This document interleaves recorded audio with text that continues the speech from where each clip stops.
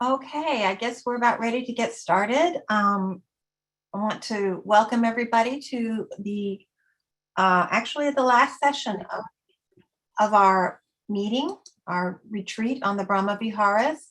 And this meeting we will concentrate on equanimity, which I think is just really, really helpful. That's been one of the most important things for me.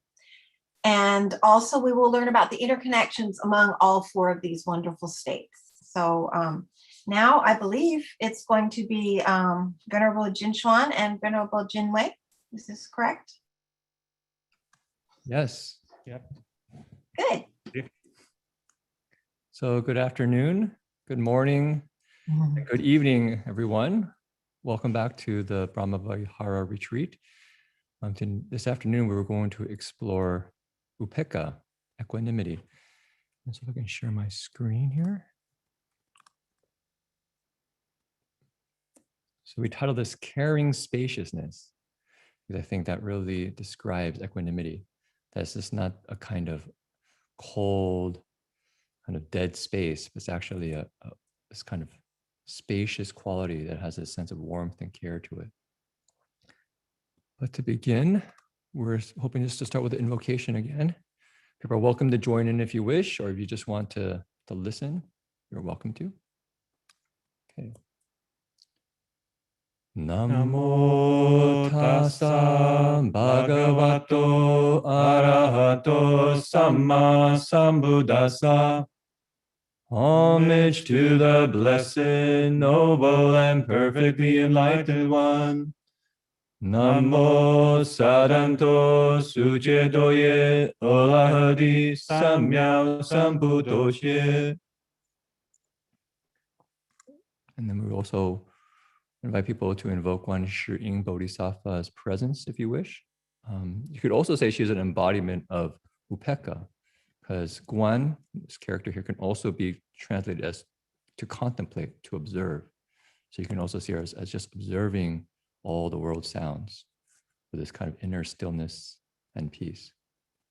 Okay. Namo Guan Shi Bodhisattvai Namo Guan Shi Bodhisattvai Namo Guan Shi Bodhisattvai Namo Guan Shi Bodhisattvai Namo Guan Shi Bodhisattvai Namo Guan Shi Bodhisattva Namo Guan Shi Ing Pusa. Just take 1 minute of silence. You can see if you can sit comfortably wherever you are, upright. Just bring our awareness and mindfulness to the body.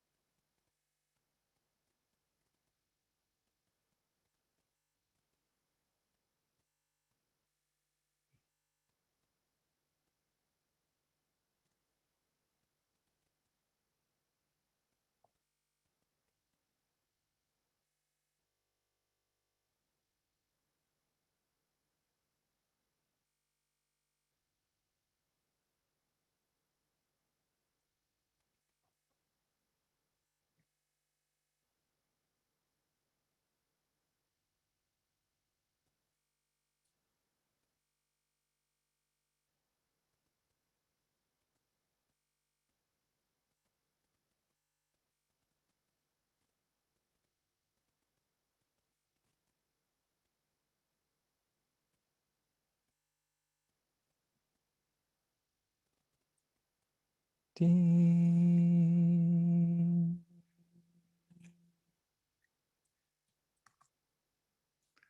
Okay, so we were going to explore upekkha today. Upekkha think translated from the Pali means looking on, kind of just observing. And I found one definition very helpful that actually comes from Venerable Bhikkhu Bodhi. He wrote an article called Toward a Threshold of Understanding. And I think it's to correct people who might think of Buddhism as being indifferent, that upekkha maybe is indifference. Lack of emotions, cold, don't care about other people. And Bhikkhu Bodhi is actually trying to clarify this. And I thought he did it very, very clearly. So I was just going to read it for people. The real meaning of upekkha is equanimity, not indifference in the sense of unconcern for others. So it's not pushing people away or not caring about them. As a spiritual virtue, upekkha means stability in the face of the fluctuations of worldly fortune. It is evenness of mind, unshakable freedom of mind, a state of inner equipoise that cannot be upset by gain and loss, honor and dishonor, praise and blame, pleasure and pain. So this is this kind of place of inner balance and peace that's able to see things arise and fall, but not have to get moved by it, not have to react to it. It's this kind of spaciousness. True equanimity is the pinnacle of the four social attitudes that the Buddhist texts call the divine abodes, the Brahma Viharas, which we're studying this weekend. Boundless loving kindness, compassion, altruistic joy, and equanimity. The last does not override and negate the preceding three, but perfects and consummates them. And so we also want to share an image here. This is actually the Buddha right behind us. You can see on the altar, but we thought of bringing it a little bit closer. And for me, his face really embodies equanimity. This image comes from the Ming Dynasty, and it's about maybe 600 plus years ago. And I can just imagine the amount of things he's seen, in China, and then making his way here to America, and somehow finding himself in a tool shed somewhere out in California. And then somebody contacts us in the monastery. Would you like some Ming Dynasty images? And I asked Reverend Hong Sher, and he says, no, they can't be Ming Dynasty images. They must be images in the Ming Dynasty style. And then when they showed up, we're like, wow, they have this kind of spiritual presence that really hits you. And you can see this kind of, not exactly a crack, but this scar on the face.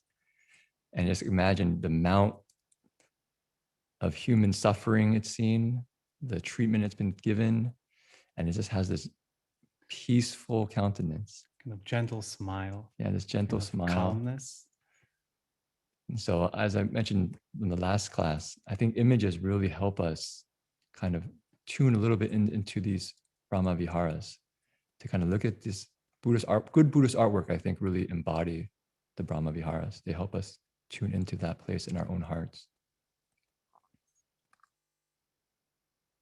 So, sure, yeah. Yeah, so we mentioned in the beginning it's not just spaciousness. It has this caring element, this warmth in the equanimity.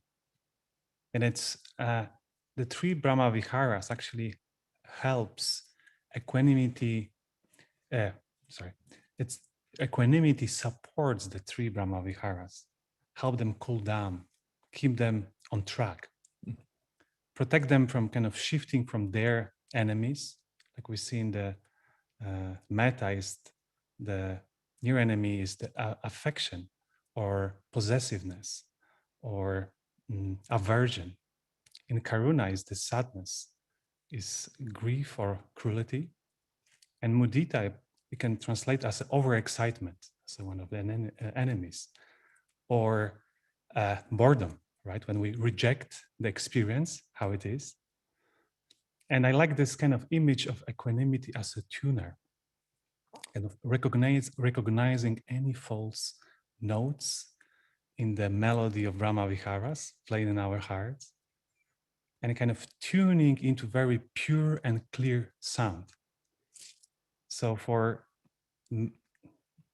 For metta is the sounds of healing, right? This, for metta is sounds of uplifting. For karuna is the kind of healing sound. For mudita is kind of sound of celebration, sigh of joy. And we can ask, what do you know? What is the sound of equanimity? Silence. No silence, no music. We can say. And we see that also the first three keep equanimity warmth. Right? It's Upekkha needs the three Brahma Viharas because without them, it can be too cool. It can shift to indifference, to separation, to kind of negation of experience. And equanimity also have this kind of clarity of seeing things as they are. And the spaciousness, warm care helps to respond to anything what arises with wisdom and understanding. Yeah, so you see, right? Equanimity keeps the first three Brahma Viharas cool, and the first three Brahma Viharas keep it warm. I think that's actually very important. Sometimes we just try to meditate. I know that was my experience when I just started to meditate. I was really focused on emptying my mind and trying to get concentrated. But over time, it got actually very kind of tight and harsh. And so in some way, you could say some way, this Brahma Viharas really work as a whole unit. So if we develop this inner stillness, we have to make sure it's being held in this kind of caring heart. And if we have this caring heart, we can't just let it go out wherever it wants, because sometimes our caring heart can go to places that end up in a lot of trouble. So it needs to some kind of you could say spaciousness to not attach, to not hold on to. And that's what equanimity allows for. So we thought of maybe sharing a story that will kind of, I think, really embodies the four Brahma Viharas. I know people can recognize this picture, but this is actually at a Abhayagiri monastery. Venerable Bhikkhu Bodhi actually stays there on occasion. And this is right before the wildfires in Redwood Valley in 2017. So this is the fires coming from a distance, and they saw this light, this ominous light in the middle of the night, and they make their escape in the early morning, just right before they leave. And at one point, they actually came to the city of 10,000 Buddhas. So the whole Abhayagiri monastery community came over. And I could say, if you want a kind of a community that really embodies metta or this caring spirit, I really saw it. They're just the most gracious guests you can imagine. When they're cleaning up, I show them where the trash can is. No. We want to know, where do you bring the trash afterwards? Like we have a recycle center. Okay, let's bring it there. Take all the trash can, they empty all the trash from everyone else. And, they just really were just wonderful guests. And I could just see our whole community, they're just coming alive with their presence. And to me, they're just a kind of real community that embodies loving kindness. And what we said yesterday, these four Brahma Viharas aren't just a practice we do on the cushion. It's something we actually live moment to moment. They have one principle: make the space more clear that you encountered before when you as a guest. Yeah. So definitely you see the heart of caring. And this is Ajahn Pasano, their abbot, who's actually just stepped down. And he's going back to their monastery after the fires. But what impressed me was actually when he was actually away when the fire started, and then he came to the 6,000 Buddhas soon thereafter. And I could see all the monks were very anxious, the fires, or our monastery is going to burn or not. And so he shows up, he sits down, very calm, looks at everyone, smiles, and he gives a little talk. And he starts talking about Abhayagiri Monastery. And I don't know if people know the history. It was established in 1995. And so in 2017, it's been around for a little bit over 20 years. About 22 years. And they had just finished a new hall. They're going to have a celebration. They just had a major renovation, a building of a new hall. Few years of work. Yeah, many years of work and planning. And so he sits there And he made a comment that just struck me. He said, the nature of the forest is to burn. Our monastery is in the middle of a forest. So the nature of the monastery is to burn. If the monastery doesn't burn now, it will burn later. And he just smiles, completely relaxed. And I was just like, wow. No working. How's our monastery doing? Is it safe? Is it? It's like, just recognize this is impermanence. We don't know, but what can we do? But it's not to say that that's like, okay, let's just forget about it. It's just kind of this equanimity in the sense of let's take care of each other. And so when they arrived back, they actually found their monastery not burned. And this is just one picture I found. It was actually quite amazing. The fire burned very close to the monastery, but all their structures and all their altars did not burn. So this is a small altar to their main teacher, Ajahn Chah, their little altar from in the forest. And you see the fires just burned to an edge and stopped. The ashes are. The ashes, clear. you can see right there. And it happened many places in the monastery. You can look this up. They put pictures on their website. You can go take a look. They even wrote up some of the stories where the firemen actually said the fires came toward the monastery. And at one point, it seemed like your monastery actually rejected the fires. We've never seen anything like it. And all the firemen's like hair stood on end. It was just a very experience. But so they got back, and I was struck by Ajahn Pasano's kind of response. So he gets back to the monastery and he smiles at everyone again and says, the devas have been doing overtime. The devas are the guardian spirits and protectors. They've been working hard. We should show our gratitude. So they made the first thing they do at the monastery to get back, all the monks together, 20 strong, chanting the Parita chants, the protection chants. I had the fortune to be able to be with them and just listening to their whole community, how they responded to this difficulty. So they chant. And Ajahn Pasano then also says, our monastery was spared. We have to also be sensitive that many other people in our community have lost everything. They lost their homes and so forth. So we have to make sure that we remember that there's other people also who are suffering. And that was like, oh, wow. So that sense of celebration is also tempered by this sensitivity of other people's pain and suffering. And so, for instance, if you look, here's a home of one of their lay supporters who actually also escaped to the Siddhin Thousand Buddhas.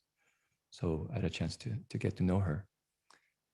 And so whole house burned down. This is them taking a look at it on the side. So what did they do? You can see her face, right? Seeing the aftermath of the fire. And she's holding the only surviving thing of the house, which is a Buddha image, which is very interesting, right? The whole house, everything burned, just a Buddha image left over. So she's holding that Buddha image, and she has all the monks around her chanting. Expressing compassion. And that's Debbie. And Debbie is one of the main lay supporters there. And she's, holding her. And to me, that's compassion. And so there's just, to me, this story kind of embodies all four Brahma Viharas. They're a very caring community, right? Supporting each other, being very thoughtful. When they meet suffering like this, compassion, support. When they get back to their monastery, celebration, mudita, rejoicing, gratitude. And of course, Ajahn Pasano holds the whole space with equanimity. The nature of the monastery is to burn. So maybe they were spared this time, but 10 years, 20 years, 50 years from now, who knows? Right? And that's really, I think, the strength of upekkha is that it's the light of wisdom, this clarity of wisdom that doesn't see things just in the short term or my immediate needs and desires, but looks really long and looks very broad. And so here, there's a chant in the Theravada tradition, or at least Abhayagiri tradition. If you probably know, Jingwei myself have a lot of affinities with the Abhayagiri.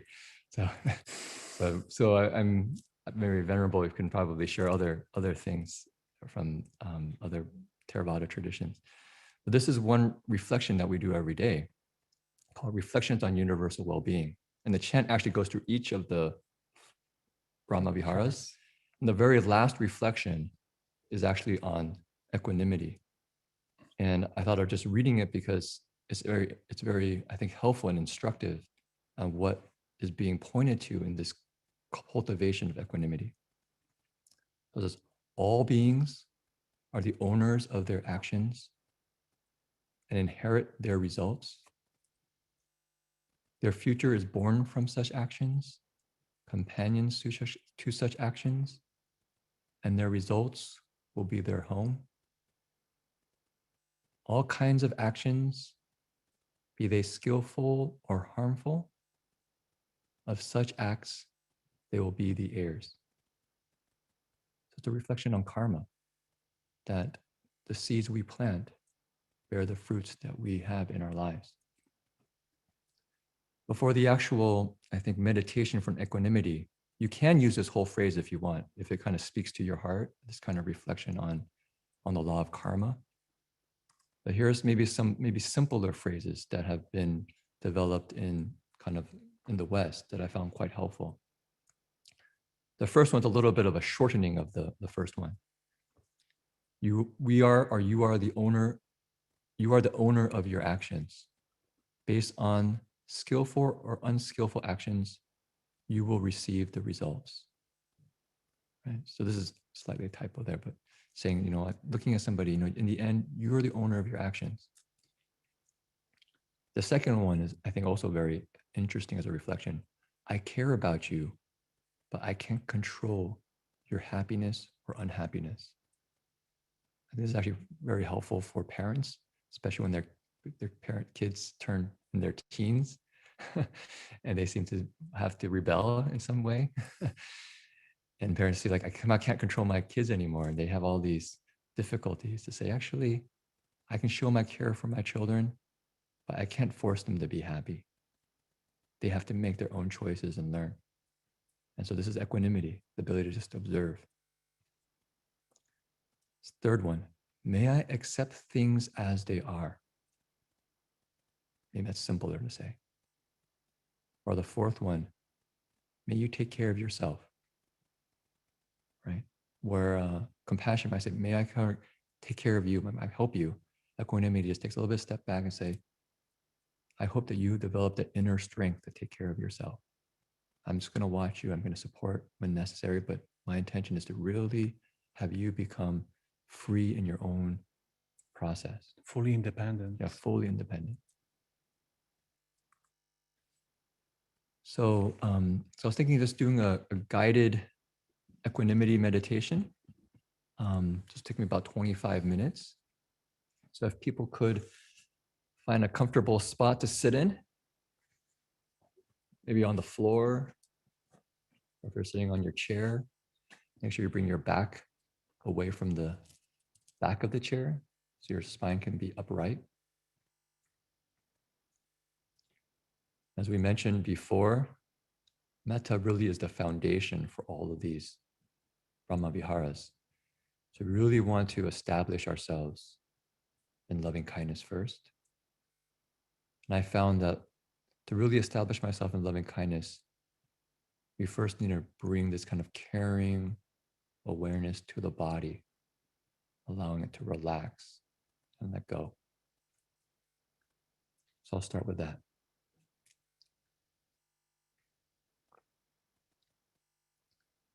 So please sit upright.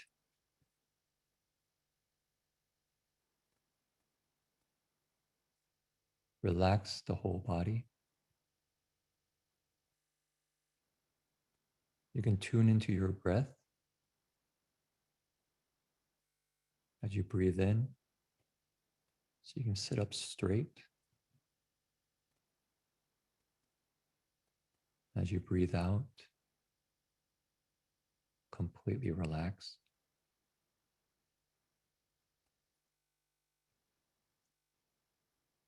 Imagine yourself hanging from a string. Just a string attached to the top of our heads. Our whole body's loose and relaxed.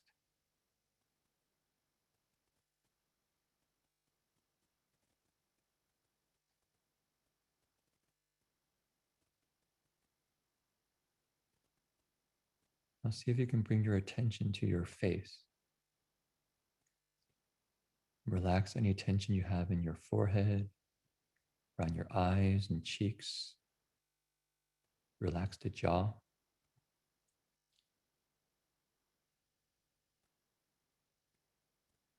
Our face is very sensitive. And I find that actually relaxing the face really helps in terms of tuning into the Brahma Viharas. Or perhaps whenever we feel tension in the face, we can sense that we're moving to irritation or some other experience.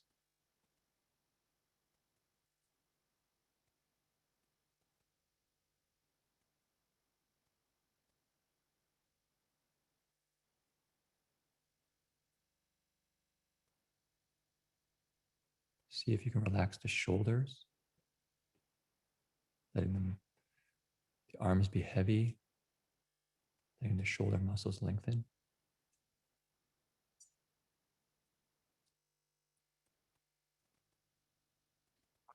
And then relax the muscles around the stomach.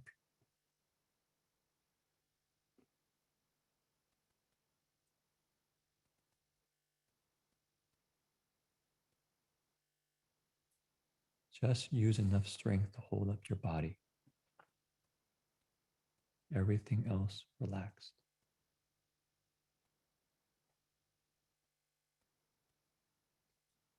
And see if you can tune into the heart of loving kindness. If you already have a method, you can use that. You can visualize, use whatever phrases you wish. I'm just going to repeat a few phrases that I use.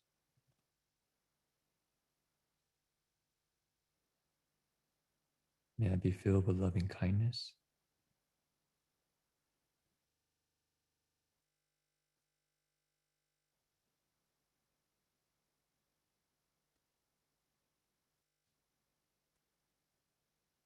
May I be well.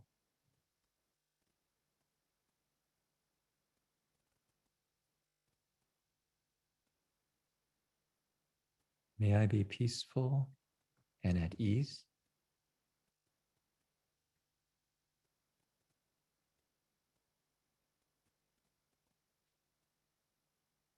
May I be happy.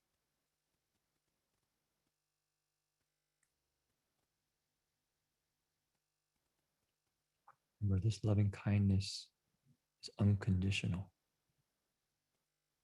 We don't have to earn this kindness. Simply because we suffer and want to be happy, it's present, it's caring.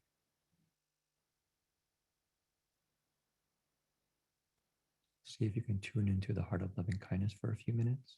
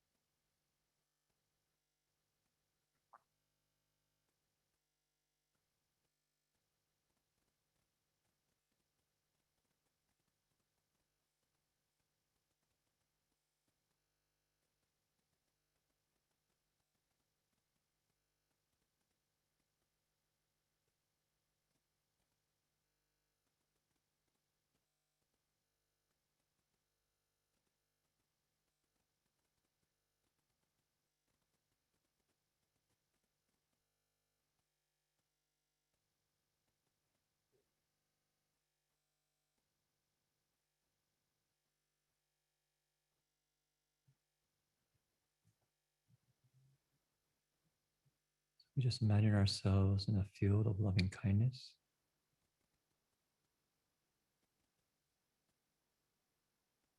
And then we'll try to cultivate equanimity.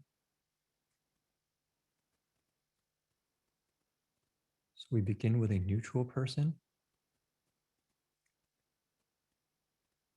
Just think of someone who's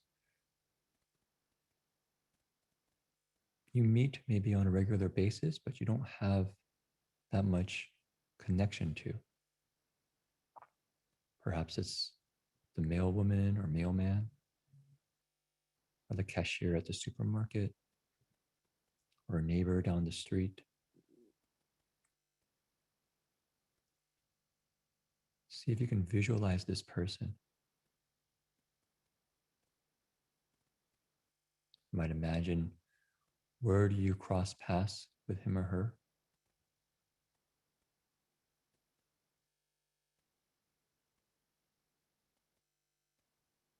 Really see if you can bring their presence to awareness.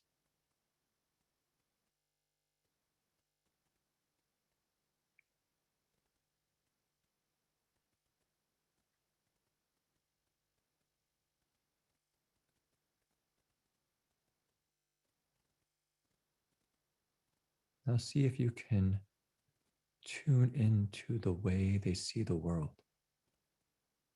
how they're an entire universe unto themselves. They have their families and friends, their preferences and beliefs, and see if you can intuit how their life is going, how they're meeting the joys and sorrows of their life.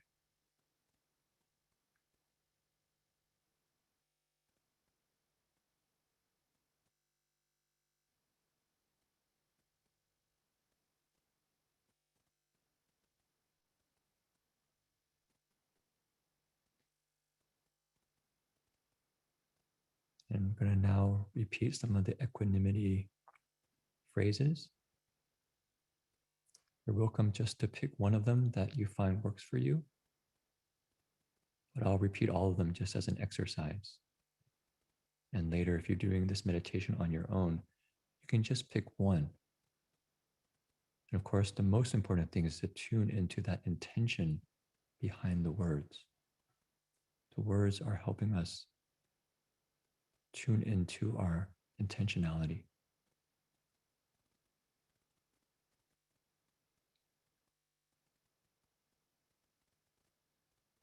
So you're gently speaking to the person. You are the owner of your actions. Based on skillful or unskillful actions, you will receive the results.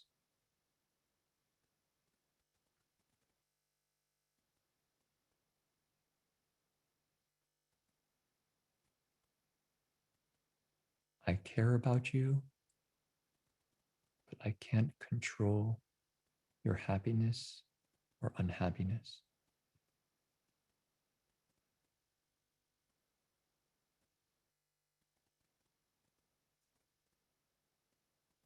May I accept things as they are.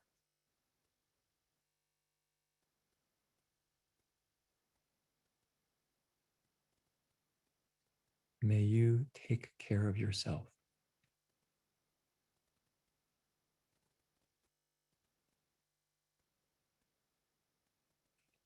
See if you can just tune into that intention of equanimity, that heart of equanimity with this neutral person.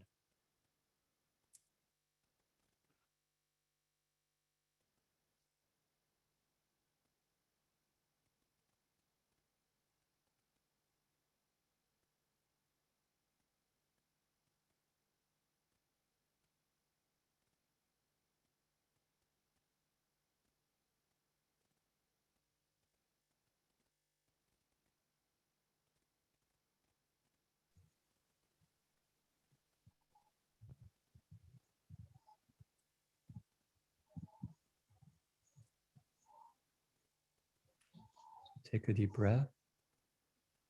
Ensure your back is straight. And as you exhale, you can relax. Now, see if you can bring in a benefactor, someone you're deeply grateful for.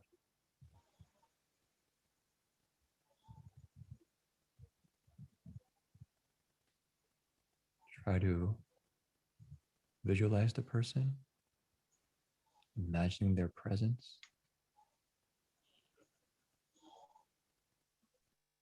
See if you really can appreciate how they're an entire universe unto themselves. And in their world, how's it going?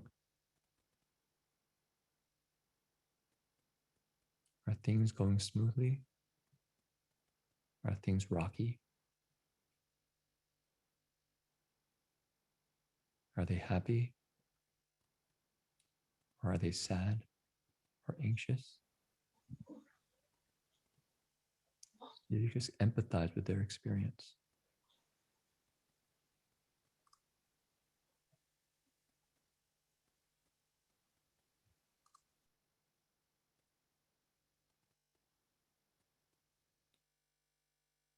And now use the equanimity phrase.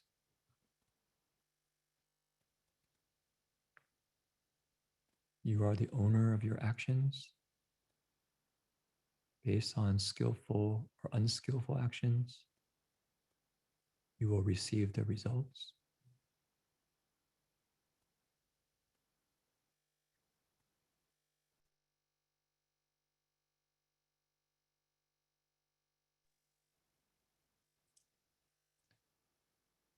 I care about you, but I can't control your happiness or unhappiness.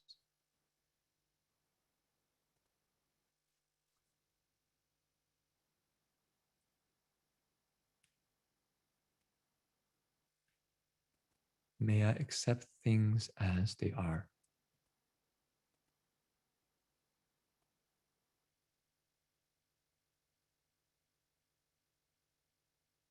May you take care of yourself.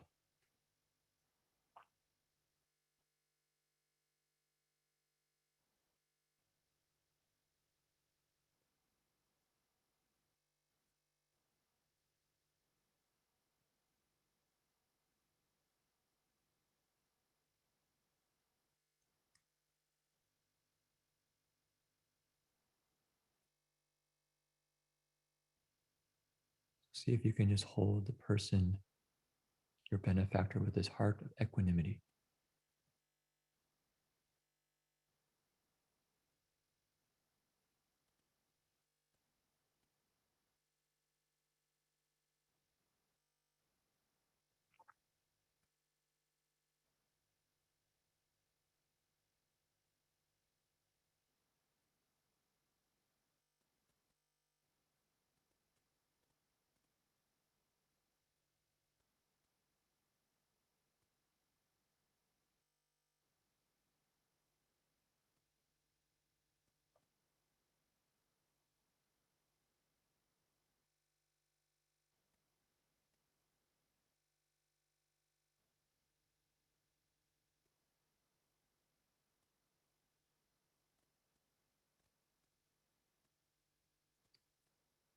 Now breathe in, sitting up straight.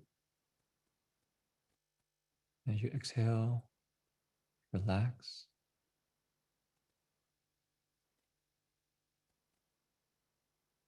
So you can visualize a difficult person in your life.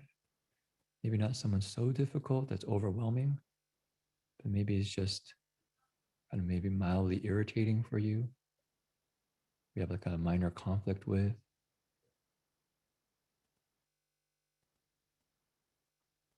Or if you don't want to go here, it's okay as well. You can just stay with your benefactor. If you like to try, you can imagine their presence.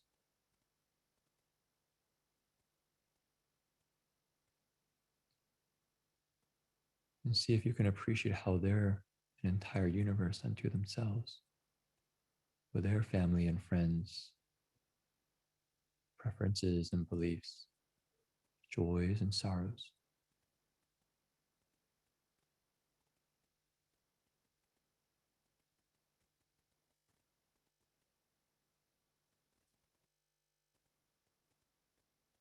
Really try to see things from their perspective, how they've been shaped in their lives. They live a life full of care and understanding, or they live a life of difficulty and hardship, maybe even trauma.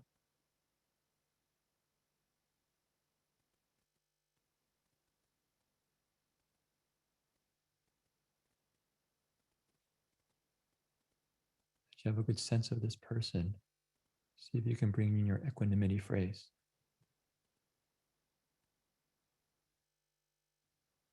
You are the owner of your actions. Based on skillful or unskillful actions, you will receive the results.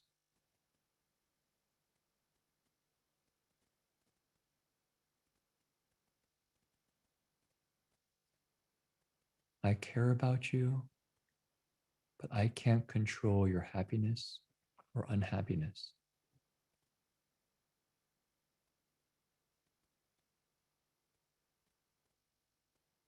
May I accept things as they are.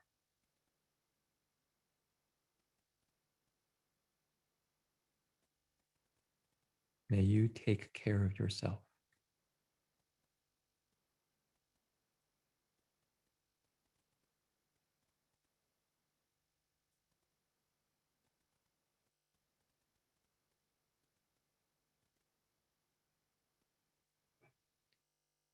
See if you can hold this difficult person with a heart of equanimity.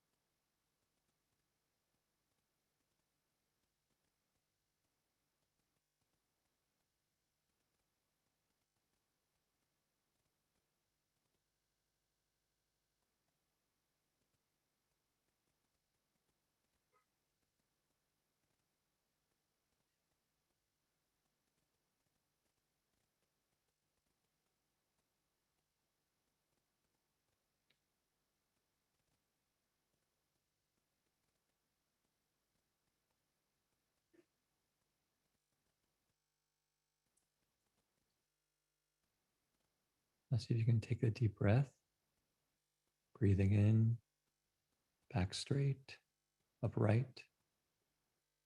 Exhale, relax the body.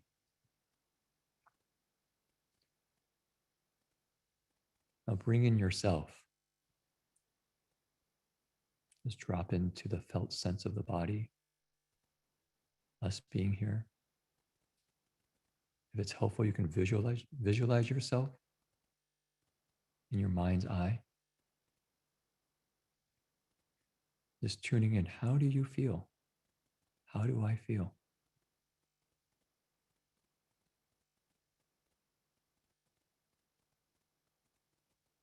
Really appreciate how we have our own way of seeing the world, with our own connections to family, friends,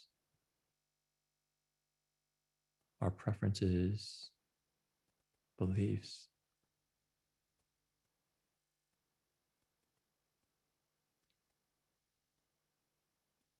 Just seeing how are things going right now? What's bringing me happiness? What's bringing me pain and sorrow? It's empathizing with ourselves.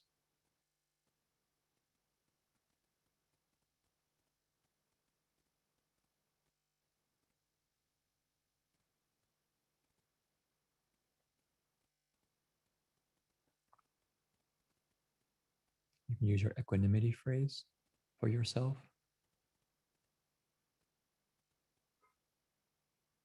I am the owner of my actions.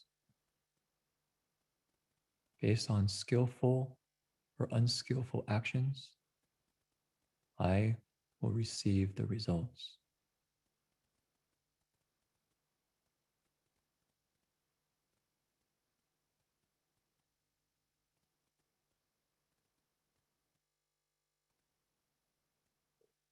or I care about myself. I can't control my happiness or unhappiness. If you want, you can add just with my wishes, just wanting it to be otherwise. I can just wish it away. There's so many causes and conditions that go into my current state of mind, state of being.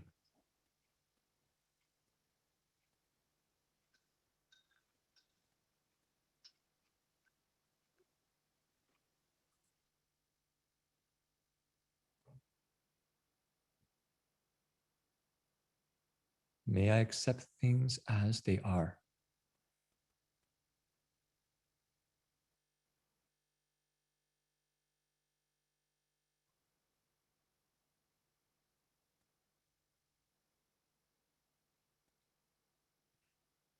May I take care of myself.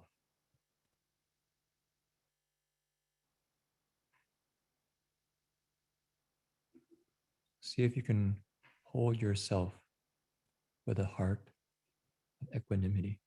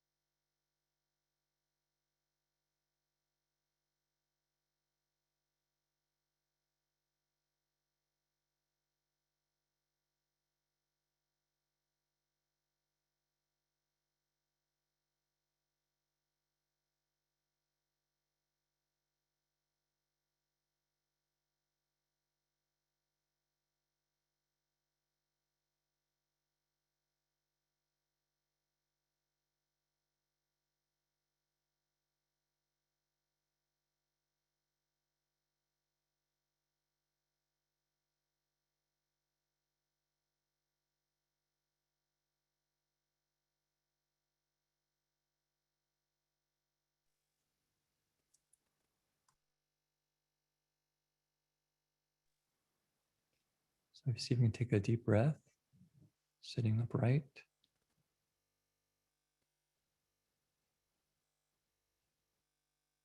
As you exhale, relax the body.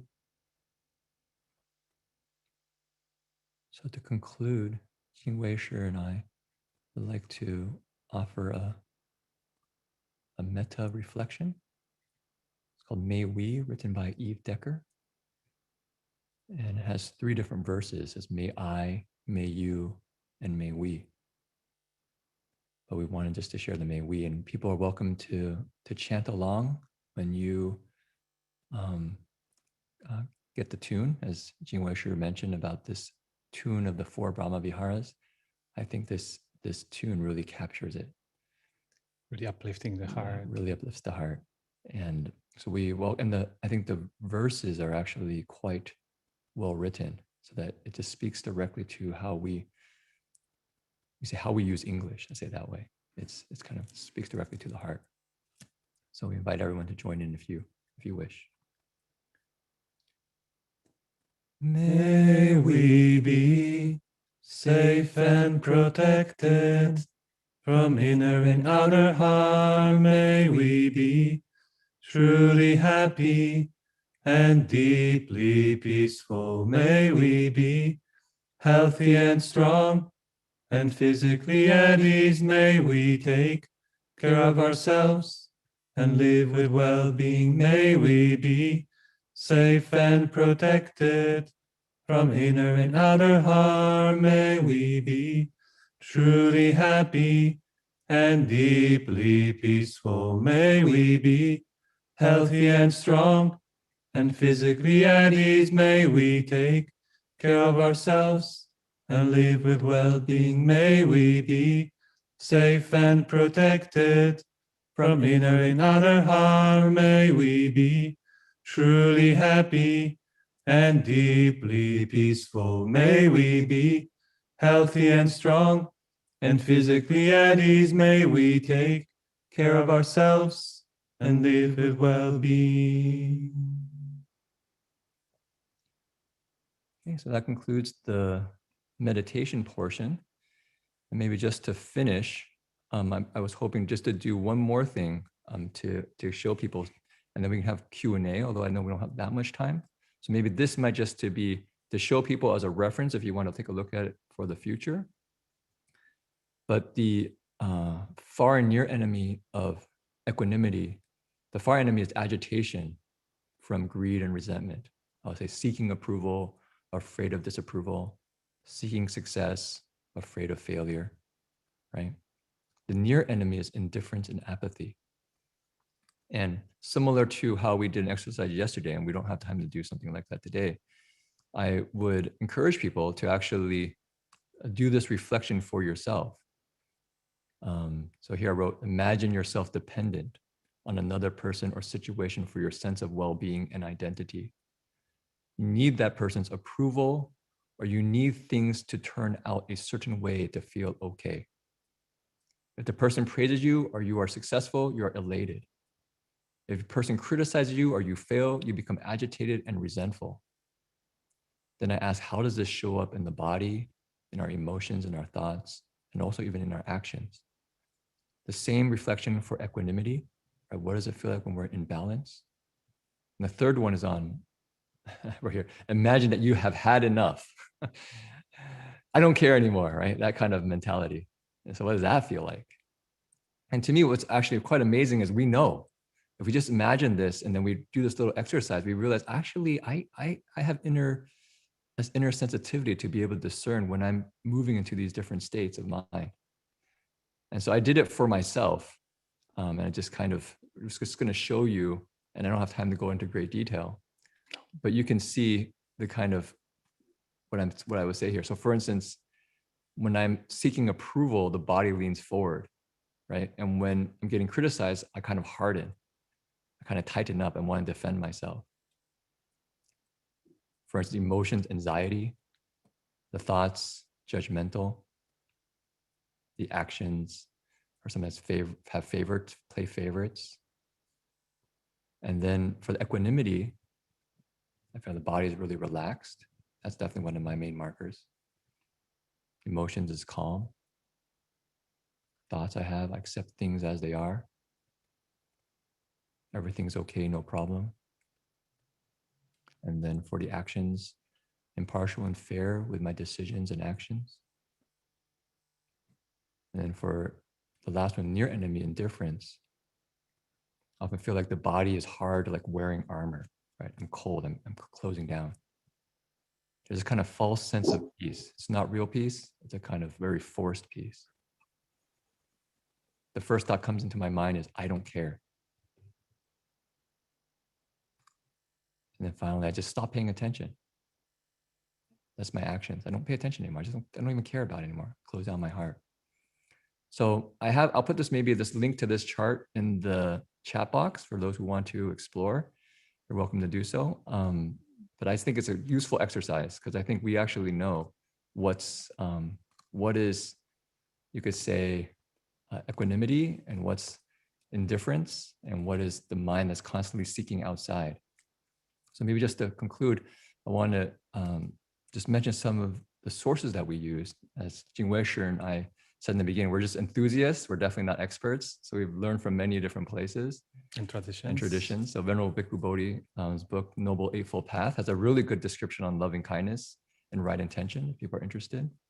Ajahn Pasanno has some materials on loving kindness in the Bhagiri community. We use a lot of Guy Armstrong. Insight meditation. Yeah, and who teaches at Spirit Rock and other places. And many of the meditations come from his work. And Eve Decker, we have a lot of her music that expresses Buddhist principles. So we just want to share, we have a lot of gratitude for what people have offered. And there's a lot of material out there. And of course, we're really grateful for this Brahma Vihara retreat, where we had a chance to learn from Venerable Bhikkhu Bodhi, Ayya Dhammadipa, and everyone here to be together. And maybe just the last 5 minutes, we can have Q&A. I know it's not much time, but we were going to do that. And then the interrelations of the four Brahma Viharas. If there aren't any hands going up, I do have a few leftover questions that perhaps I could ask. Okay, why don't maybe start with that, and if people have. Okay, okay. Yeah. The first one is the fact that happy situations depicted or missing in our own lives can lead to sadness. And this is talking about what we were doing this morning. And Bhante was showing us pictures of happy things and to lift the heart and give us that feeling of liveliness and joy, for the good of others. Well, but what do we do when our first thought is, I never had that. I didn't have a birthday party.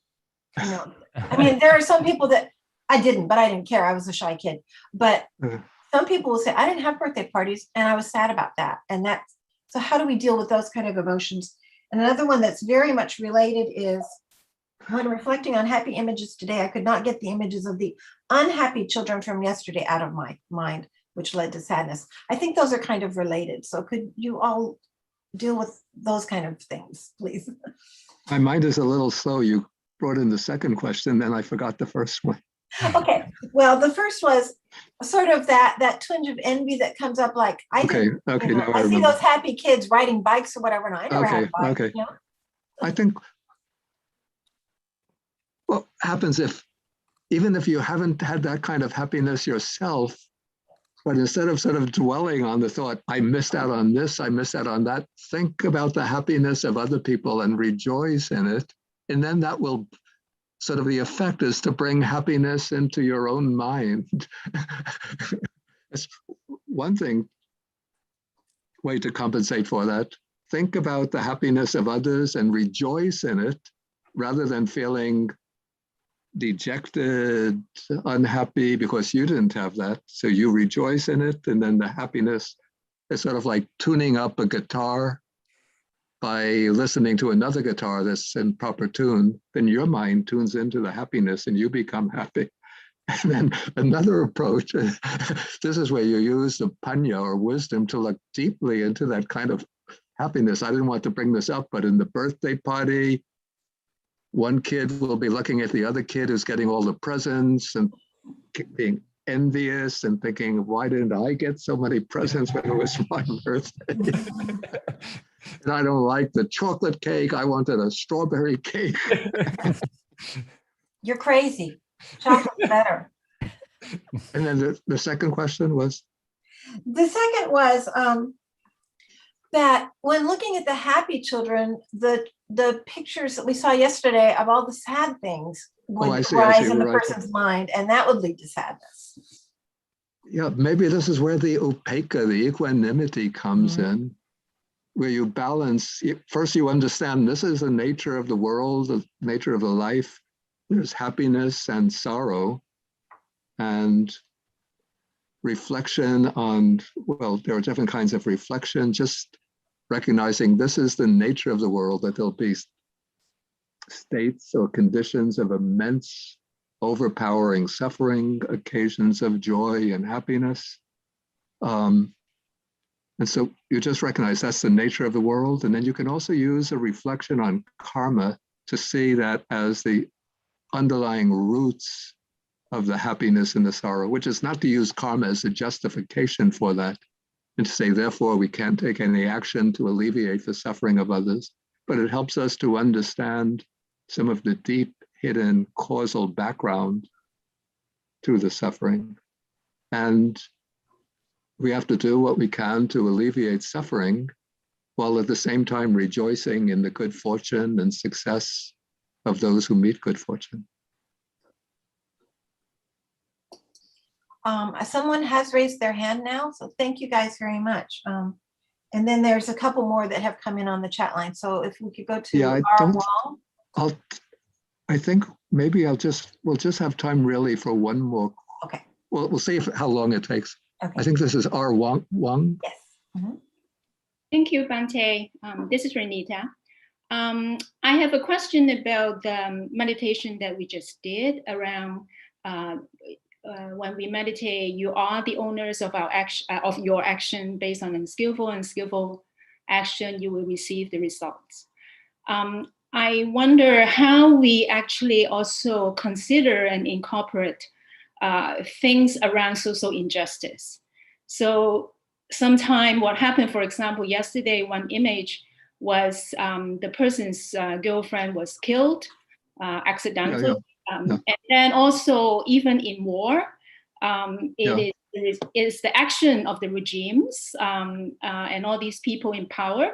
So I find when I was meditating, it's very hard for me to just say, this is your action. You are the owner of your action, because it's not just the person's action. Yeah. So how do we think about that in terms of karma? Okay, maybe the monks who gave the talk on the upekkha maybe then brought in the karma. Do you want to answer that? Okay, maybe I can say in terms of just the spirit of it, I think there are many causes and conditions that come into what's arising. And so it's another way to look at it is maybe not just from karma. There's a lot of other elements that are at play. And so that is just one place to pay attention to. There's so much more going on. And that's even more of a reason why for us to have equanimity is to say, actually, the way that I'm seeing the world right now is only a very limited perspective. And the equanimity allows me to take a step back and to observe more carefully what's actually arising. And then from that place of equanimity, I can skillfully respond. So it's not to say we don't respond. When there's an appropriate time, I can actually respond with compassion and care and really make a good difference, not just reacting out of irritation and reactivity and fighting, like I want to change and you better change the way I think is the right way. Oftentimes I think we observe that doesn't solve the problem in the long run. It might have a short-term gain, but it still breeds more resentment maybe on the other side, and it just creates a cycle of negativity. And that's why there's that Dhammapada that I think we know that the Buddha said, hatred doesn't end with hatred. It only ends with non-hatred or loving kindness. If I can say this is your karma, just your karma, I can easily go to near enemy. It's indifference. That's not the point. And also I would add, even if karma is responsible, even if karma lies behind that immense overpowering suffering, it's not necessarily the case that karma has to come to fruition. Say, if social conditions are skewed and out of whack, that will provide the opportunity for negative karma to ripen. But if we change the social conditions, the more just social conditions can obstruct the karma from getting the opportunity to ripen. But I think we will I'm sorry, I know people might have more questions. I see one hand, maybe if it's a short, simple question from Laura, then we will have to end with that because we need a little break, a little breather, and then we have to come back for the second part of the program. So Laura, do you want to? Yes. What do we do towards our own unskillful actions of the past that clearly we can't change, but we don't want them to be a hindrance to our not just resting in the sorrow of that. Do you want to take that? I can respond. There's a lot of work actually on this idea of self-compassion that if you want to look into, I found it to be very, very helpful. There's an author named Kristen Neff, you can look into it. And so we make mistakes. We're human beings. And that's, I think, a kind of recognition to have compassion for ourselves. The reason I looked into it is I can see there's a lot of self-hatred and kind of idealism in my own mind. I'm supposed to act a certain way. And if I hurt somebody, I start to beat myself up with a lot of self-criticism. And if you really look at that inner narrative, that self-criticism, it's coming from irritation and anger. Or if it's coming from a lot of sadness and grief, then it's another negative process. So if we come with it with this kind of care for ourselves, wanting ourselves to grow and learn, then we can acknowledge the mistake and say, I learned from that. I grew, and we let it go. We don't have to dwell on it.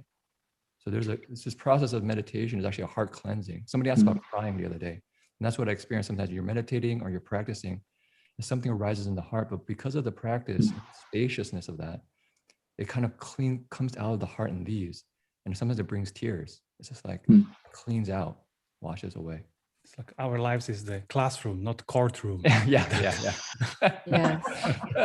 That's very good. Okay, I Yes. think at this point I see it's 4:05. So let's take a 5-minute break. And then everybody should be back in their seats at 4:10. And then we'll go into the next part of the program, the final major part.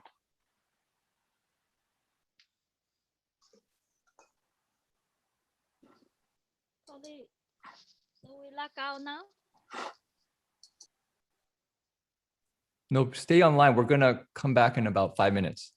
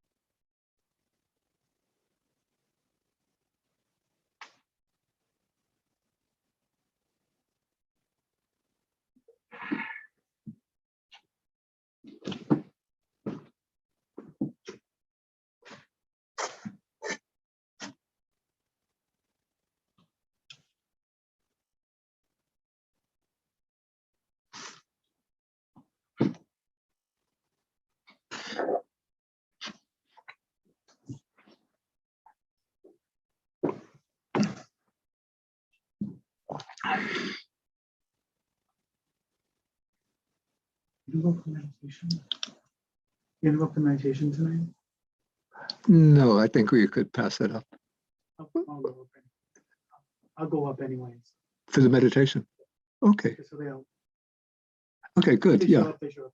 okay, that's good.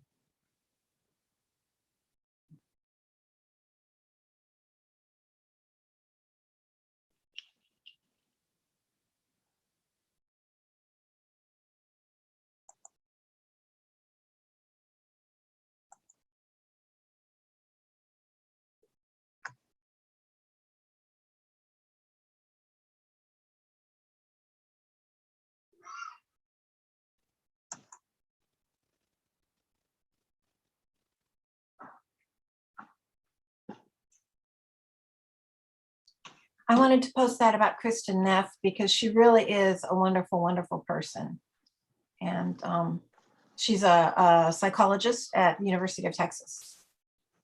And so she's a well-known psychologist and a serious practitioner.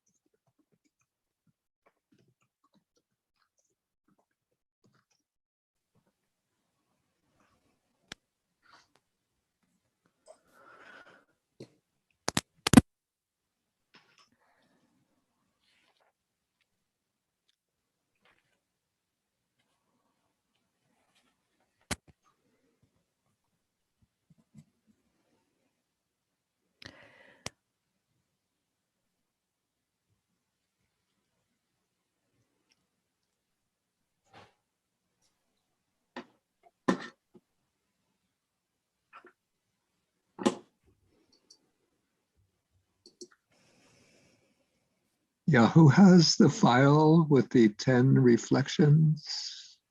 Yvonne, were you going have to put it. that up? Yeah, I have it. Yes. I can read it. I also Yes, have it on the Bande. slide if you want. yeah, I think Yvonne has the access to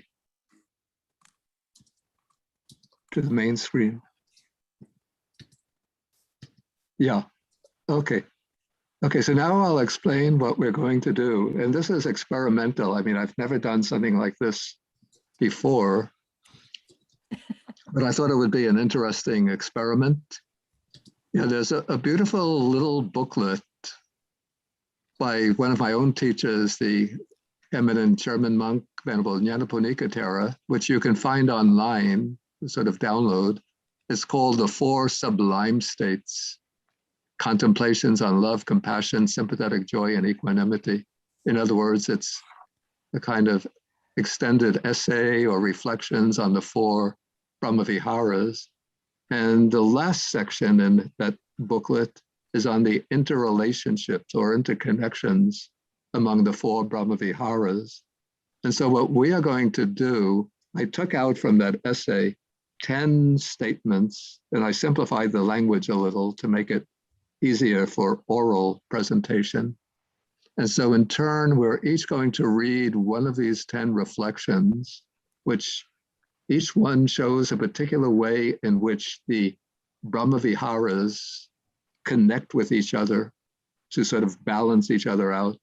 So we'll each be reading one in turn and then pausing for a couple of minutes, a few minutes, like 3 or 4 minutes. We'll be reading one statement, then presenting it in terms of what I call a soundbite, just reducing it to a simple phrase, then pausing for a few minutes. In that pause, you can do either reflective contemplation of that phrase, or you can use your own sort of meditative experience to try to bring these Brahma Vihara qualities into balance in the way indicated. So we have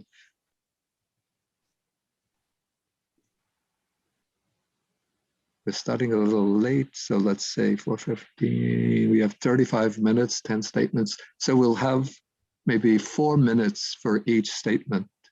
Okay, so I'm going to begin. So I read the statement.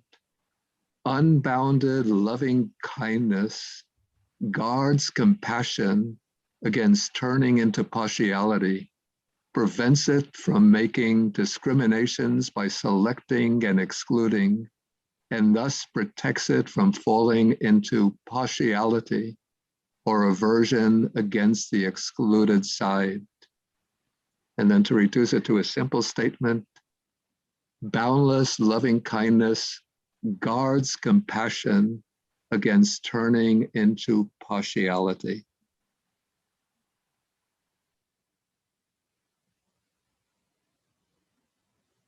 Now it's up to you within 3 minutes.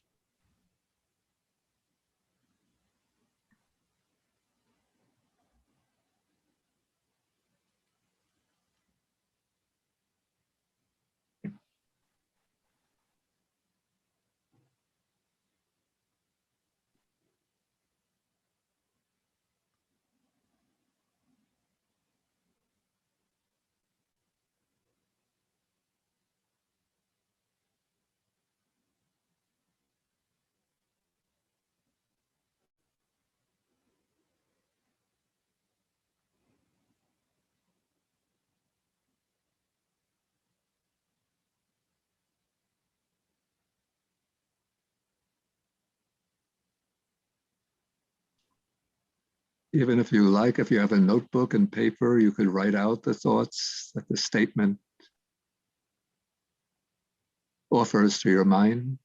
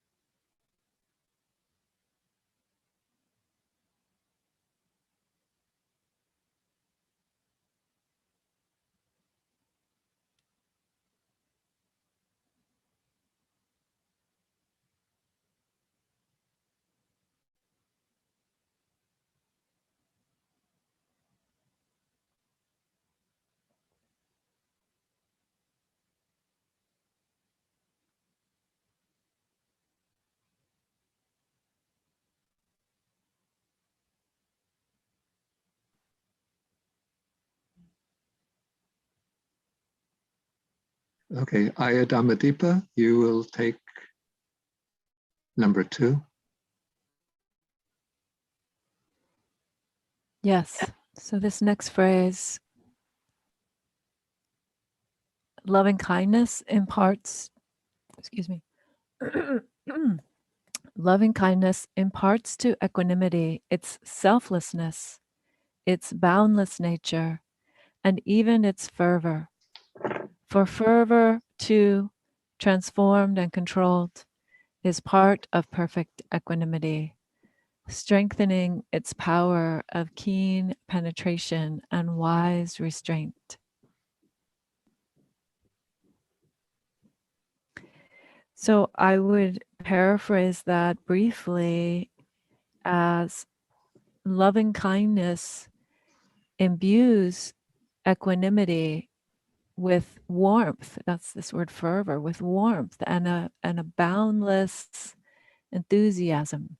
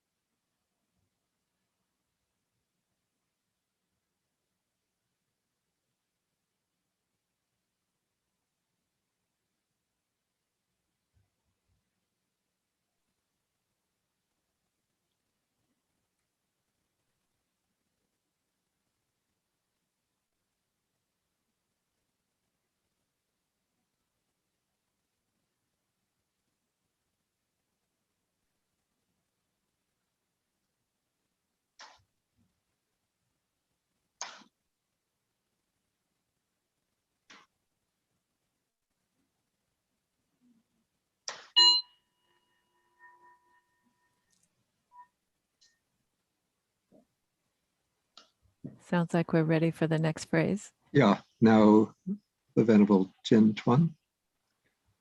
Compassion prevents loving kindness and altruistic joy from forgetting that while both are enjoying or giving temporary and limited happiness, there still exist most dreadful states of suffering in the world.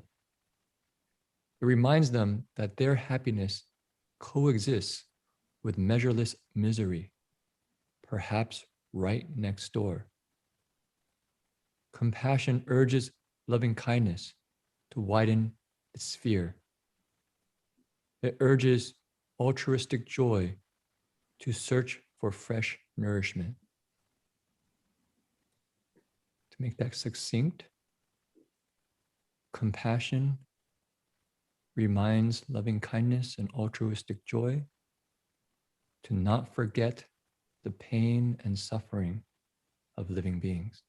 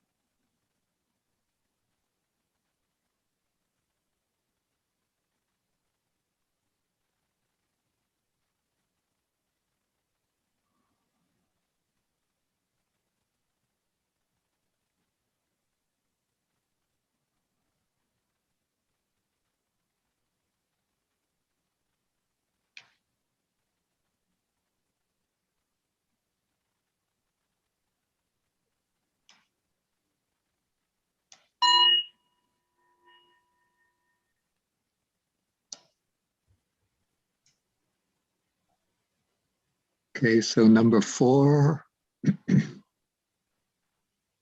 compassion guards equanimity from falling into a cold indifference and keeps it from selfish isolation. Compassion urges the person of equanimity to enter again and again the battle of the world in order to be able to stand the test by strengthening equanimity. So we have to avoid allowing equanimity to turn into indifference or apathy by suffusing it with compassion, and through compassion entering into action in the world while maintaining a mind of equanimity. So bring together compassion and equanimity.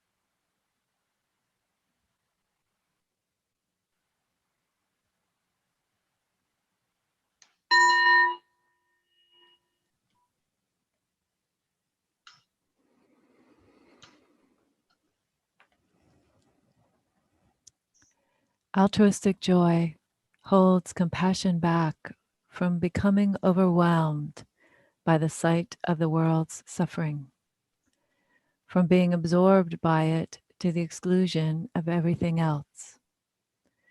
Altruistic joy soothes the painful burning of the compassionate heart. It keeps compassion away from a futile sentimentality that merely weakens and consumes the strength of mind and heart. And it develops compassion into active sympathy.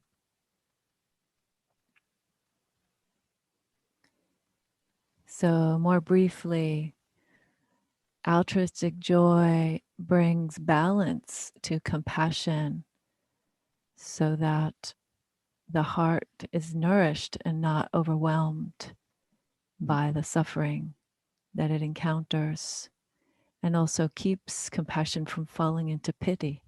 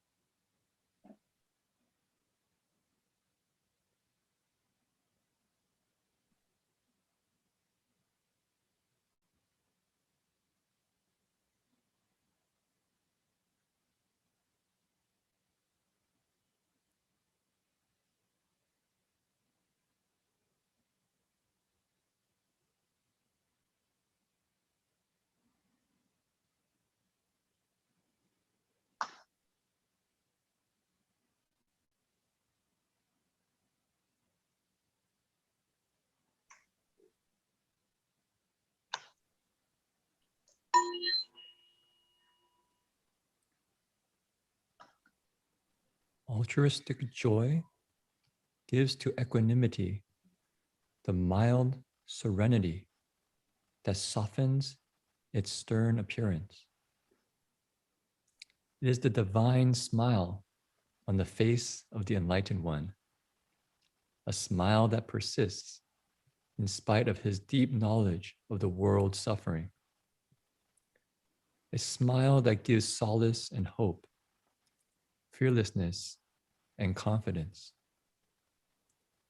Wide open are the doors to deliverance, thus it speaks.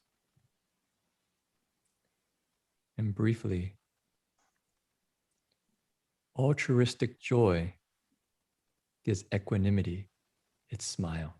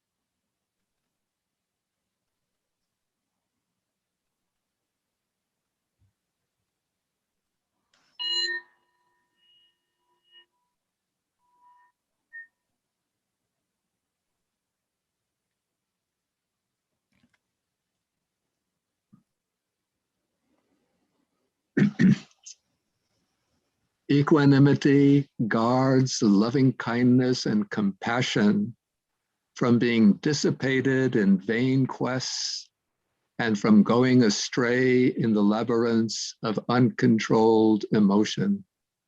Equanimity, being a vigilant self-control for the sake of the final goal, does not allow altruistic joy to rest content with mundane results, forgetting the real aims we have to strive for. So on their own, the other three Brahma Viharas tend to be ebullient emotions, or even turbulent emotions, but as equanimity, which imbues them with calmness, tranquility, and a firm sense of direction.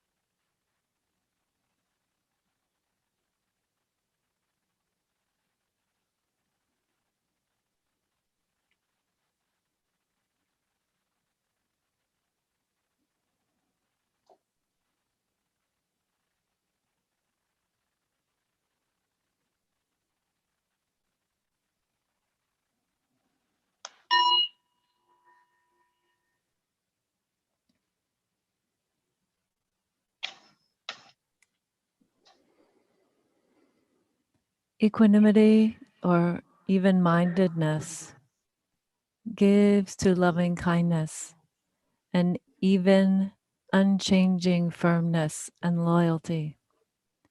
It endows it with the great virtue of patience. Equanimity furnishes compassion with an even, unwavering courage and fearlessness, enabling it to face the awesome abyss of misery and despair, which confront boundless compassion again and again. To the active side of compassion, equanimity is the calm and firm hand led by wisdom. Briefly, equanimity gives loving kindness, steadiness, and patience. And equanimity gives compassion, courage, and calm.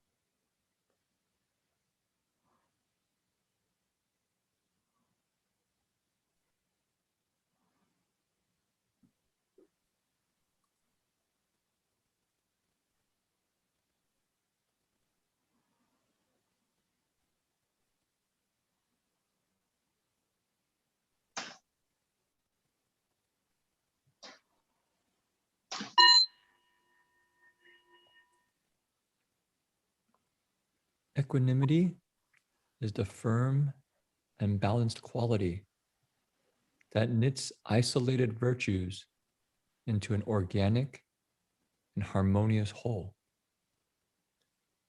within which those virtues exhibit their best manifestations and avoid the pitfalls of their respective weaknesses. Equanimity thereby contributes to an ideal relationship between all four Brahma Viharas.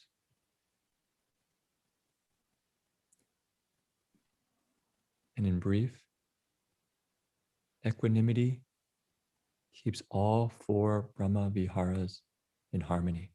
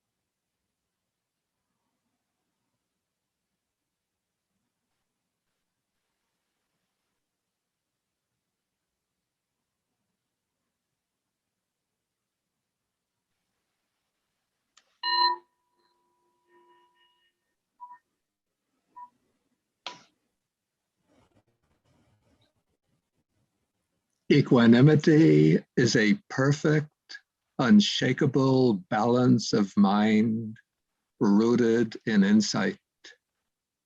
But in its perfection and unshakable nature, equanimity is not dull, heartless, and frigid. Its perfection is not due to an emotional emptiness, but to a fullness of understanding, to its being complete in itself. Its unshakable nature is not the immobility of a dead, cold stone, but the manifestation of the highest strength. So not only does equanimity unite the other Brahmaviharas into a balanced whole, but it also adds the element of insight or wisdom, which brings the fullness of understanding.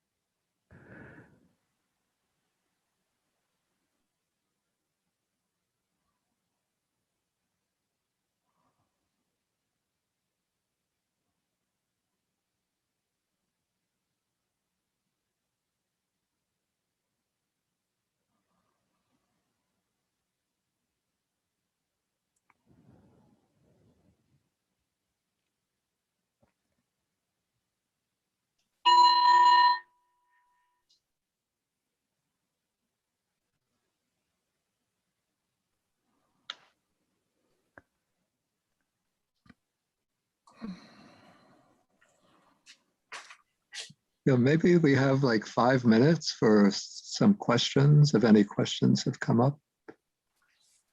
I see.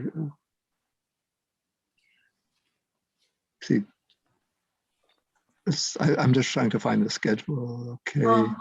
We are due to have the dedication of merit and then a few words from David Broughton and from Kim Bien to end the session. Okay. Okay. So, So I see one hand. Maybe we just take one or two questions, one question or another. Jane Marie, you want to? Thank you, Bhante. I hope you're doing well. I have a question, I think that's related to verse 8 about equanimity, giving metta, steadiness, and karuna, courage and calm. So a question that I've had is, if we take action based on metta and karuna to help others, is equanimity the quality that would temper us from, say, for example, giving too much, in exclusion to taking care of ourselves, or perhaps, from, trying to help someone where it may not be appropriate? Would equanimity be that factor, or does wisdom also come into play? Well, I would say that wisdom and equanimity are very integrally connected. So, you can't ascribe the role, a particular function. This is equanimity, but not wisdom. This is wisdom, not equanimity. But yeah, it's wisdom and maybe it's wisdom which helps to develop or bring into being that equanimity, so that the two are really functioning together, in my understanding. Maybe does anybody else have some reflection on that? Yeah.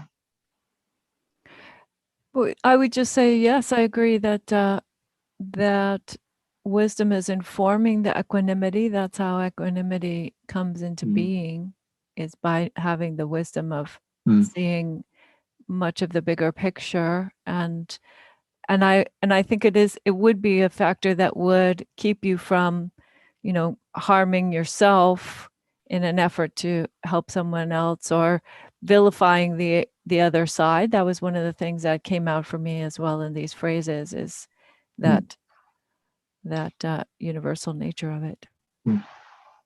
And our venerables and Jin Chuan or Jin Wei. Maybe we could just share. I think what's interesting about equanimity is that when you go and serve or help, you have no expectations. I think that's where that fearless quality comes in, so that there's a kind of spaciousness of heart, so that I can do my best to care and help and really pay attention to what's going on. The person doesn't appreciate it, rejects it, I don't need them to do anything back for me to make me feel okay. Because equanimity coming from the heart of fullness, not lacking. Not lacking, exactly. Okay, and I see that Yvonne has posted on the chat box a link. Yeah, it's just a link that gives us this this reflections page. Just that set of reflections. Yeah. But I highly recommend the whole booklet. You could search for it. The name is Nyanaponika. It's spelled out.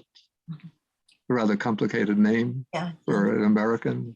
Yeah, it's spelled out in the chat box there. And the name of the booklet is The Four Sublime States. And he told me he had written the first draft of that in German, I think, when he was in his early 20s. Wow. But then later he, of course, translated it into English. All right. Yes, a quick Google search leads you to that on access to insight. So it's on access to insight. Anybody can find that. Okay. So now I think we have our dedication of merit for these sessions, and please don't go away afterwards. We will have a few words from David Broughton, who is the vice chair of Buddhist Global Relief, and also from Kim Bien, whom many of you know and love. She's the executive director of Buddhist Global Relief. So please stay to hear a few words from them. All right. Okay, and before I do the dedication of merit or the sharing of merit, I want to thank Aya Dhammadeepa and Venerable Jin Chuan, Venerable Jin Wei for participating in this Brahma Vihara retreat, and to thank Venerable Mangala, Bhikkhu Mangala, and Gita, who has such a beautiful chanting voice. I often tell her that. And also we have to thank the team who's been operating both in the front and in the background. Carla in front is the MC, and in the background is Carla Preda, who is the assistant director to Kim. And in the background, Yvonne Tsang and Vaishali Gaidana. And then the whole BGR team responsible for arranging and setting up this Brahma Vihara retreat. Val Clark did the very beautiful, you call this the page on the website about the retreat. And George Clapp is always doing the IT aspects, the technical aspects. And of course, Kim is always coordinating and overseeing all of the operations, but you'll see her in a few minutes. Okay, so let us do again the sharing of the merits. So again, take a sort of relaxed meditation position. Doesn't have to be too formal. But close the eyes, and now, as a result of participating in this retreat, we've done these expansive, beautiful, uplifting, divine meditations, and listened to Dhamma talks, given Dhamma talks, discussed the Dhamma. So this generates a vast accumulation of kusala karma, wholesome karma, or punya, what we call merit. So now we're going to sort of imagine that merit as being maybe a beautiful, brilliant, multicolored cloud, luminous cloud or luminous ball of light. Well, luminous is light, a ball of light, radiant ball of light. And we're going to share these merits. First, you could call to mind any close relatives who have passed away. Could be parents, the spouse, other relatives, close friends. And with our hearts suffused with metta, with loving kindness, invite them to witness the meritorious deeds, to acknowledge the meritorious deeds that we've engaged in over this weekend, and to rejoice in those merits so that they too share in and participate in the merits.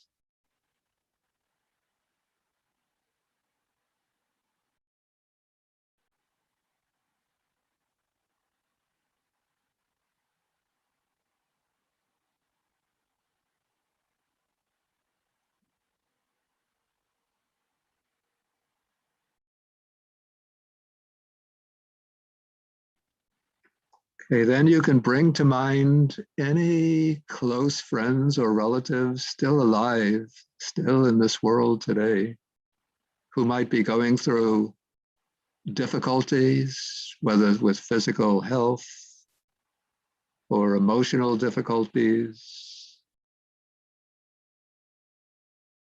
and mentally sort of send out a message to them, inviting them to rejoice in our merits, and sending the hope, the wish that their problems, challenges will be overcome, that their problems will be resolved.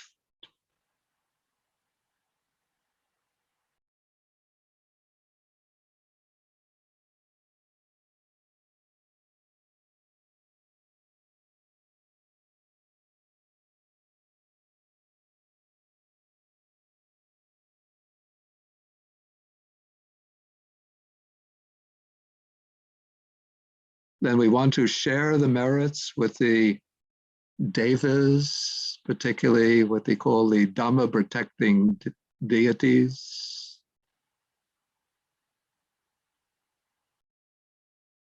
Different types of devas who invisibly behind the scenes help to protect the Dhamma in the world. And they're encouraged to help when we share the merits with them. So even though we don't know them personally, cannot see them,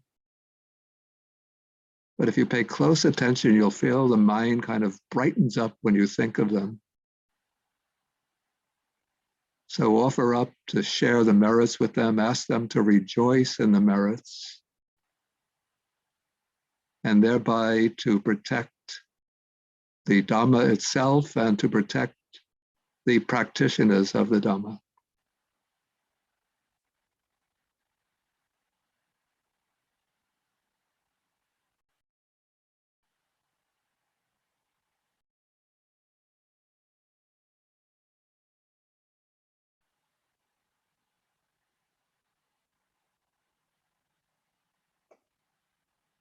Then we bring to mind the yakshas or the bhutas. These are the fierce spirits, somewhat of a violent nature, but they use their force, their energy to remove obstructions to the Dhamma.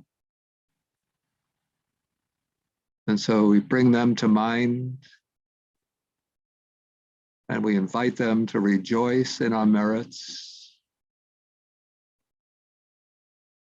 And then to use their strength, their might peacefully, not violently, but in a way that will remove the impediments to the Dhamma.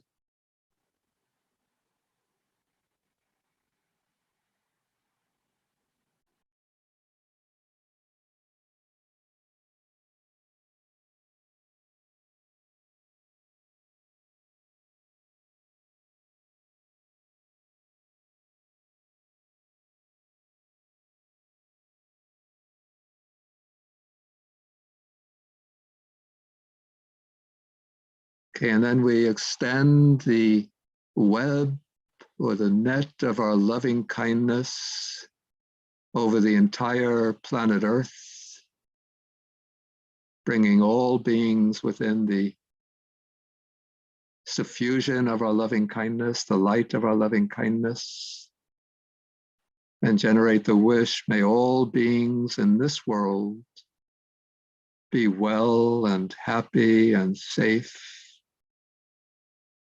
May they all dwell together peacefully with mutual appreciation, mutual respect.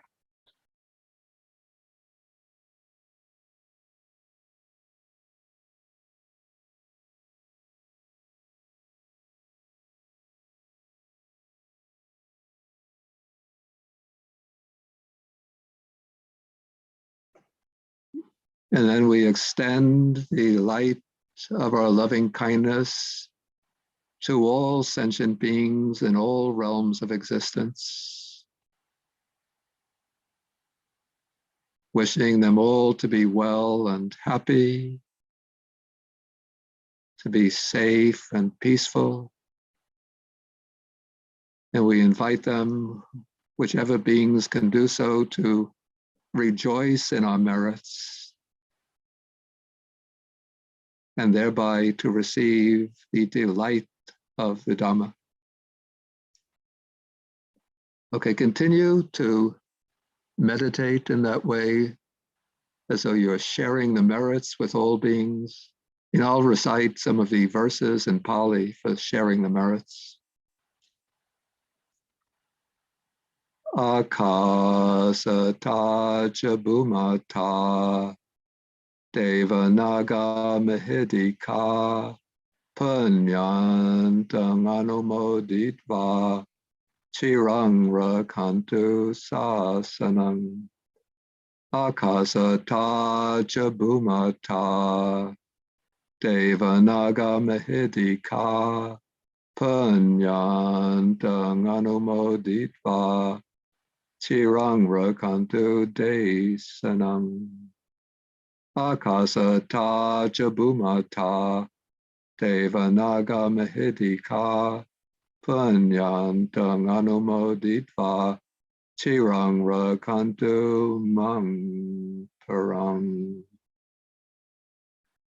Dukkha pata chani dukkha baya pata chani baya soka pata chani soka Antu sabepi panino.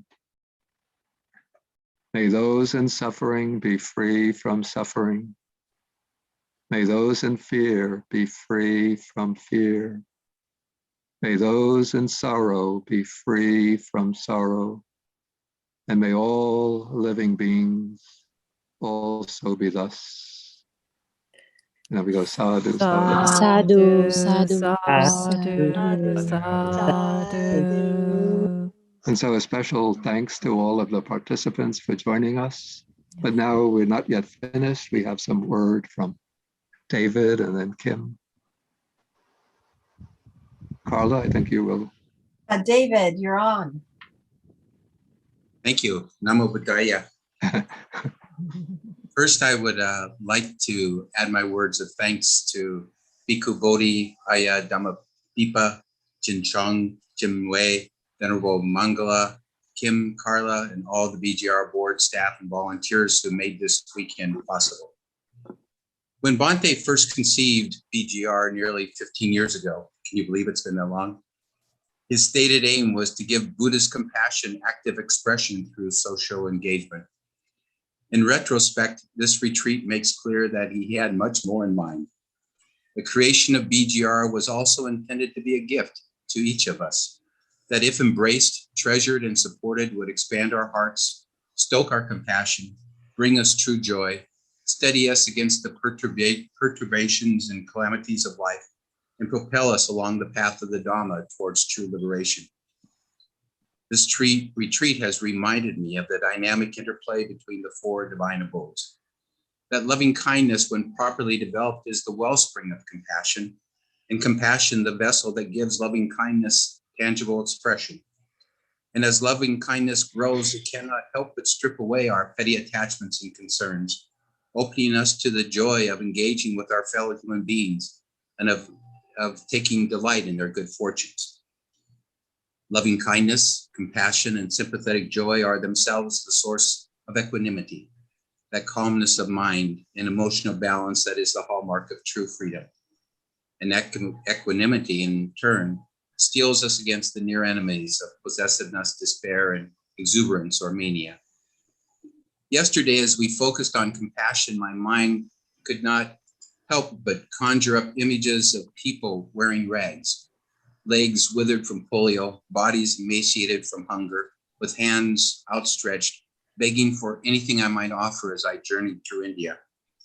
Or the toddlers in a Haitian orphanage whose distended bellies and anemia were signs of serious malnutrition. Or a picture of a young rural girl in Cambodia who was being sold by her family unwittingly into the sex trades. Today, as we practice mudita, I return to those same images, but this time I recalled the deep joy I experienced each time I read how, with the aid of BGR, students attending a remote Mahabodhi school in the furthest reaches of northeastern India are served 3 nutritious meals each day, resulting in improved health, greater involvement in physical exercise, and a remarkable 86% pass rate on their state exams. I recalled my elation when I visited Father Jerry's school in Port-au-Prince. And around 11 a.m. each morning, nearly 1,000 children of all ages started pouring out of the tin huts and hovels from the surrounding neighborhood for a meal of red beans and rice, a meal that BGR's support makes possible. And I reflected on the pictures of young Cambodian women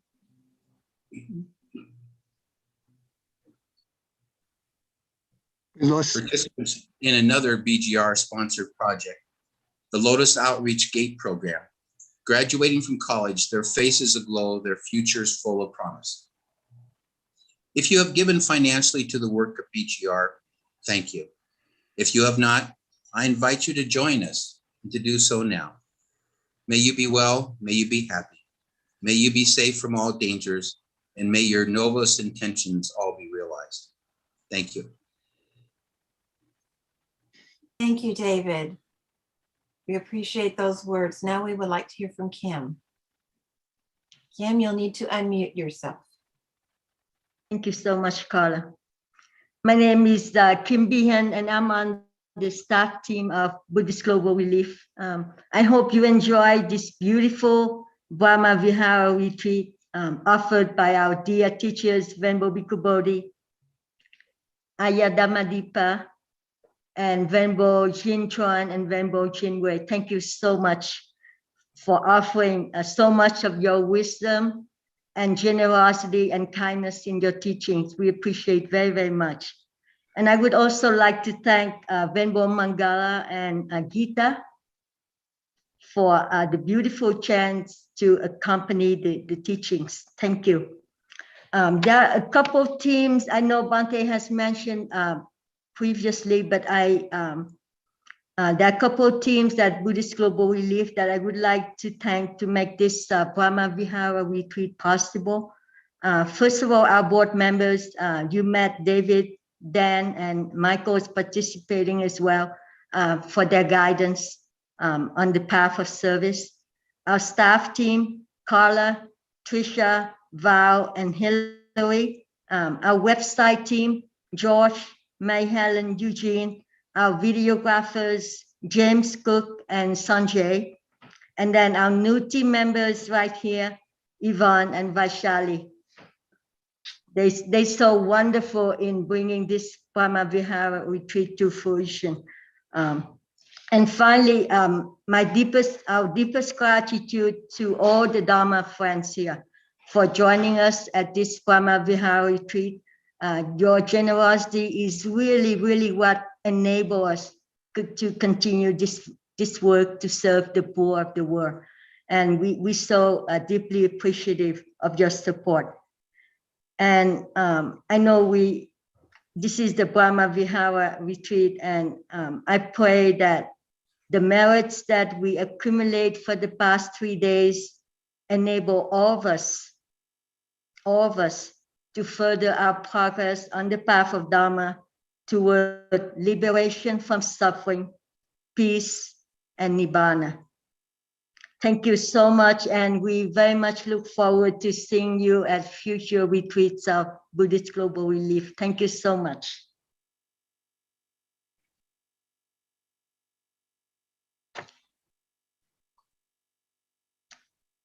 Back to Carla now. Okay. Thank you. It has been really a wonderful experience for our first retreat. I think it went really well. Frankly, given the way this has gone, I like to do it again. So we'll see what the future holds. Maybe block off the Thanksgiving period. Maybe we do something around there. There's a thought. All right. Well, thank you very much, everyone, for coming, and may you all be well. Yeah, thank you so much. Thank you. Thank you. Thanks, everyone. Thank you. Thank you. Well, Thank you. Thank you, everybody. Thank you. keep up Well, those Brahma be safe. Viharas. Thank you. Keep practicing. Thank you. Thank you. Everyone. Thank you. Thank you, Bante. Thank Thank you, you. Aya. Thank you. Honorable. Well, Sadhu. Thank you, Be safe, Thank be you all. well. Thank Thank you, you. Buddhist Thank Global you very Relief, much. for Thank this you. wonderful Everyone. retreat. Thank you, thank you, thank you. Yes. Be well, Thank you Angie. so much. Very, very grateful. Wonderful. Thank you. Very grateful. Bye. Okay. Right? Thank you all. Love you all. bye. To be well. Thank you, Annie, and all. Thank you. Lotus 55. Love you guys. Lotus Thank you all. Love you too, Annie. And 2 Buddhist monks. Thank you. One day.